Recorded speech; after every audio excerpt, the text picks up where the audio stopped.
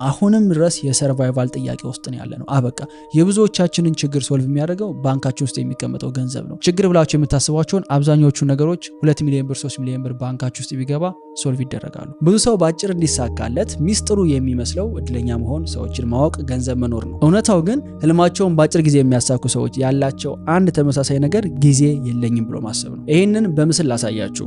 የአንድ ሰው እድሜ ይህን ይመስላል። በአቬሬጅ 80 ዓመት በየቀኑ 8 ሰዓት የምተኙ ከሆነ 26 ዓመቱን በእንቅልፍ ነው የምታሳልፉት። ይሄ ሄደ። ከዚህ ውስጥ ደግሞ 6 ሰዓቱን ከጓደኛ ጋር ከፋሚሊ ጋር የምታሳልፉት ጊዜ ይኖራል።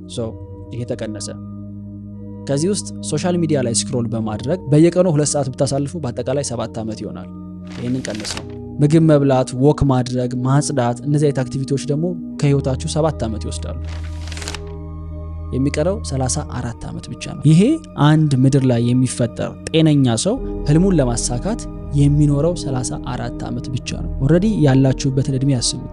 34 ዓመት አይደለም የሚቀራችሁ፣ ጊዜው ሄዷል። ስኬታማ ለመሆን ያለን 3 ዓመት ቢሆን በዚህ ዓመት የጀመረ ሰውና የመጨረሻው ዓመት ላይ የጀመረ ሰው እኩል ስኬት ሊኖራቸው አይችልም። እውነት ለመናገር ግን ህይወታችንን ለመቀየር 3 ዓመት አይወስድም።